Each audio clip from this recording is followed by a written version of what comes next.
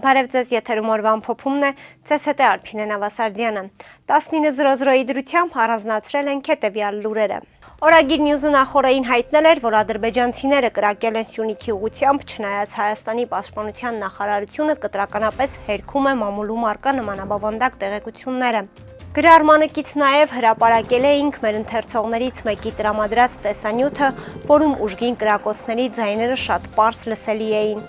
Պաշտպանության նախարարությունը շտապեց նաև մեր այս հրապարակումը հերքել, հայտնվելով շատ ծիծաղելի իրավիճակում։ Հաշվի առնելով սահմանագոտու տարբեր հատվածների վերաբերյալ տարատեսակ գրառումների ու տեսանյութերի տարածումը համացանցում, Պաշտպանության նախարարությունը հայտնում է, որ Հայաստան-Ադրբեջան սահմանի երկայնքով երբեմն արձանագրվում են կրակոցներ, որոնք չեն թիրախավորում Հայաստանի Հանրապետության տարածքը։ Նման դեպքերում Հայաստանի պաշտպանության նախարարությունը հրադադարի ռեժիմի խախտման վերաբերյալ հաղորդագրություն չի տարածում։ Նշվում էր պաշտպանական գերատեսչության հայտարարությունում, որով ըստ էության հաստատում էր մեր հրապարակման իսկությունը։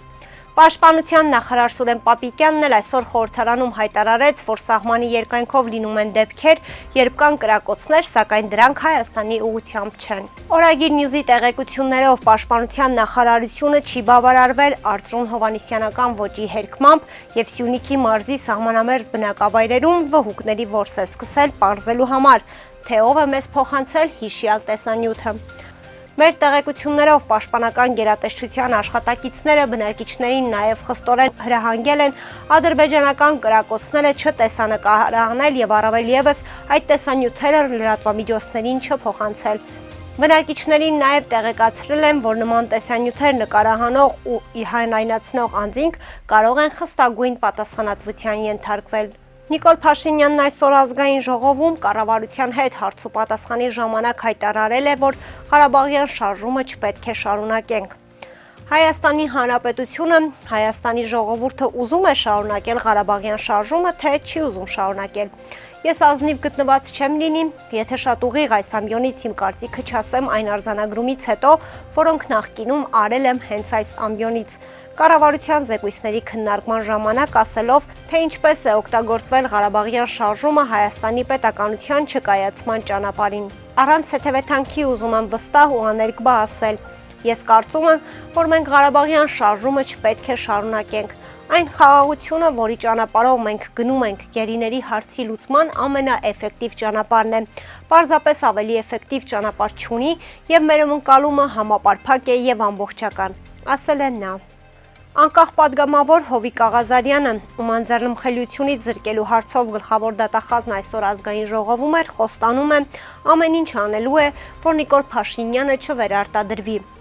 Պարոն Փաշինյանը մեր երկիրը ղեկավարել է դժվարագույն ժամանակահատվածում, ընդունել է դժվարագույն որոշումներ, ես իր բոլոր ընդունած որոշումների հետ օք եմ, ես գրեթե օք եմ նաև խաղաղության պայմանագրի նախագծի հետ, ոչ թե թղթի հետ եմ օքեյ, ընդ որում այլ օքեյ եմ այն բանի հետ, որ վարչապետին, արտաքին գործերի նախարարությանը եւ ՔՊԻ թիմին իմ նաև համեստ մասնակցությամբ հաջողվեց աշխարհին ապացուցենք, որ մենք խաղաղություն ենք ուզում եւ որևէ հիմար չի կարող մտածել, որ Հայաստանը կարող է պատերազմ հայտարարել ադրբեջանական-թուրքական տանդեմին։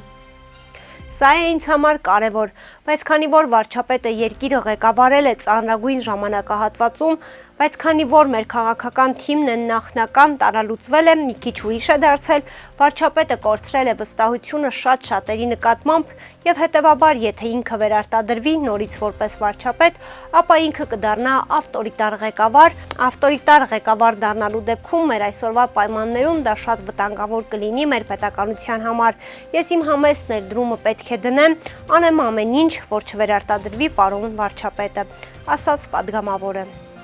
Ազգային ժողովն այսօր երկրորդ ընթերցմամբ եւ ամբողջությամբ ընդունեց Եվրոպական միությանը Հայաստանի Հանրապետության անդամակցելու գործընթացի մեկնարկի մասին օրենքի նախագիծը։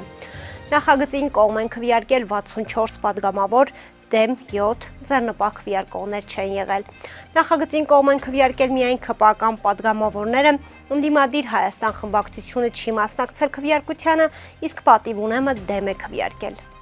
Լրագրող Հռիփսիմե Ջեբեջյանն այսօր խորհրդարանում նամակ փոխանցեց Նիկոլ Փաշինյանին։ Նա ակնկալում է, որ Փաշինյանը որպես իշխող քաղաքացիական պայմանագիր կուսակցության ղեկավար քննարկման առարկա կդարձնի իր եւ պատգամավոր Անդրանիկ Քոչարյանի միջև տեղի ունեցած միջադեպը։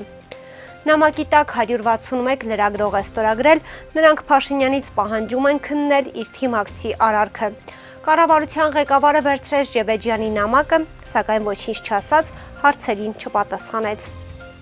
Նիկոլ Փաշինյանից ակնկալում են որպես ՔՊ վարչության նախագահ իր օժանդակությունը, աջակցությունը, որպեսզի քննի գոնե եւ թիմի ներսում եւ թիմից դուրս իր թիմակցի վարքը, որովհետեւ իմ կարծիքով մեր երկրում նման падգամավոր ունենալն անթույլատրելի է նման բառապաշարով, ասել է Հռիփսիմե Ջեբեջյանը։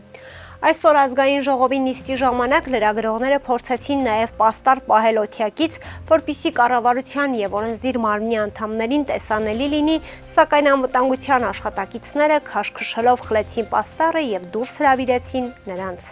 Վաղարշապատի համայնքապետ Դիանա Գասպարյանը հաստատում է տեղեկությունը, որ Սկեսրայրին պատկանող գազալցակայանում տեղի ունեցած սպանությունից հետո իրավապահները խուզարկել են իրենց բնակարանը։ Գասպարյանի խոսնակի փոխանցմամբ իրավապահները փնտրել են գազալցակայանի տեսախցիկների կրիչները, բայց դրանք չեն հայտնաբերել։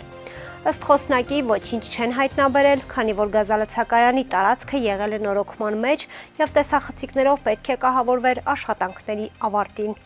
Նշենք, որ Էջմիածնեցի 35-ամյա Արթուր Պարոնյանի գազալցակայանում սպանությունից հետո քննչականը քրեական գործ է հարուցել 1 հոգու մեղադրյալ ներգրավել։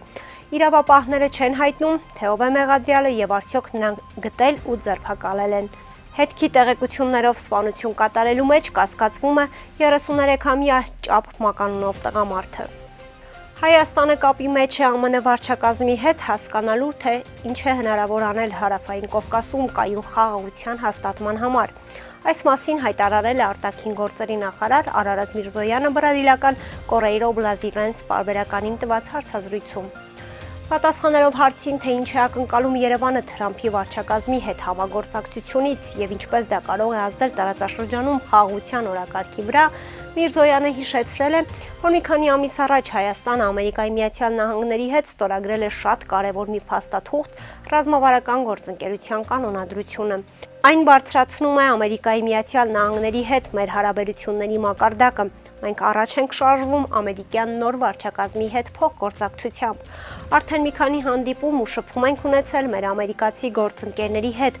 Մենք տեսնում ենք Հարավային Կովկասում խաղաղության ապահովման նկատմամբ հետաքրքրություն։ Նախագահ Թրամփը եւ նրա թիմը խոսել են աշխարհում խաղաղության մասին։ Քանի մենք խորապես շահագրգռված ենք խաղաղությամբ, դա ոգեշնչող է։ Մենք կապի մեջ ենք Ամերիկայի Միացյալ Նահանգների վարչակազմի հետ հասկանալու, թե ինչ է հնարավոր անել Հարավային Կովկասում կայուն խաղաղության հաստատման համար, ասել է նա։ Այսօր մարտի 26-ին ավտովթար է տեղի ունեցել Երևանում, ժամը 16:40-ի սահմաններում Աբովյան եւ Իսահակյան փողոցների խաչմերուկում ՍԱՍ սուպերմարկետի դիմաց բախվել են 43-ամյա Արտաշես Խ-ի վարած Հոնդա Էլիսիոն եւ 59-ամյա Արմեն Գ-ի վարած Հոնդա CR-V մակնիշի ավտոմեքենաները։ Ինչպես հայտնում է ֆոտոլրագրող Գագիկ Շամշյանը, վթարի հետևանքով 1 հոգի մարմնական վնասվածքներով տեղափոխվել է Հերացի թիվ 1 հիվանդանոցային համալիր։ Վթարի փաստով քննչական բաժնում նախաձեռնվել է քրեական վարույթ, որտեղ էլ պարզվում է վիրավորի ինքնությունը։ Շամշյան.com-ի տեղեկություններով մարտի 24-ին ողբերգական դեպք է տեղի ունեցել Երևանում։ Ժամը 01:50-ի սահմաններում ոստիկանության Շենգավիթի բաժնում տեղեկություն է ստացվել, որ Սուրաղիքային անանցանելիություն ախտորոշմամբ Երևանի Շենգավիթ վարչական շրջանում գործող բժշկական կենտրոններից մեկում բուժօգնության դիմաց եւ վիրահատական միջամտության ենթարկված կինը մահացել։ Շենգավիթի ոստիկանները պարզել են, որ մահացածը Վայոց ձորի մարզի բնակիչ 68-ամյա Ռոզա Մ-ն է։ Դեպքի փաստով Շենգավիթի բաժնում փաստաթղթեր են կազմվել, որոնք փոխանցվել են Շենգավիթի քննչական բաժին։ Գագիկ Շամշյանի տեղեկություններով Ռոզա Մ-ի ամուսինը Վայոց ձորի մարզի բնակիչ 67-ամյա Արտավազդ Մ-ն Շենգավիթի քննչական բաժնի քննիչներին հայտնել է, որ մարտի 23-ին ժամը 23:00-ի սահմաններում նշված բժշկական կենտրոնի հերթապահ բուժքույր Հասմիկը իր ներկայությամբ ինչ-որ ներարկում է կատարել կնոջը Ռոզա Մ-ին, որից մոտ 1 րոպե անց վերջինս մահացել է։ Դեպքի փաստով Շենգավիթի քննչական բաժնում նախաձեռնվել է քրեական վարույթ։ Կհանդիպենք վաղը, առողջ եղեք։